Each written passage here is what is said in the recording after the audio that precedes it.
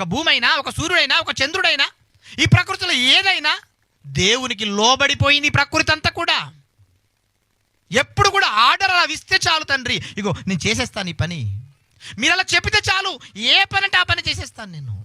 ఒక నీ పంచభూతాలు నైట్ చదువుకున్నాం, నైట్ నేర్చుకున్న పంచభూతాలు ఎవరి ముఖం చూస్తున్నాయి? ఎవరి ఆజ్ఞ కోసం ఎదురు చూస్తున్నాయి? దేవుని ఆజ్ఞ కోసం నిరంతరం ఎదురు చూస్తున్నాయి. నువ్వు పర్మిషన్ ఇస్తే చాలు, ఏది చేయమంటే అది చేసేస్తాం మేము. మీకు అర్థమవుతుందా? వర్షాలు ఎక్కువ శాతం కొన్ని ప్రాంతాల్లో పడతాయి. ఎందుకు పడుతున్నాయి? పర్మిషన్ ఇచ్చేసాడు దేవుడు. కొన్ని ప్రాంతాల్లో సునామీలు వచ్చేస్తున్నాయి. ఎందుకు వచ్చేస్తున్నాయి? పర్మిషన్ ఇచ్చేసాడు దేవుడు. మీకు అర్థమవుతుందా? కొన్ని ప్రాంతాల్లో భూకంపాలు వచ్చేస్తున్నాయి. ఎందుకు వచ్చేస్తుంది భూకంపం? పర్మిషన్ ఇచ్చేసాడు దేవుడు. దేవుడి ఆజ్ఞ లేకుండా ఏమి జరగదు ఈ భూమి మీద. దేవుడు పర్మిషన్ ఇస్తే జరుగుతుంది. దేవుడు పర్మిషన్ ఇస్తే ఈ పంచభూతాలు మనుషుల మీదకి పెట్టేగిపోతున్నాయి.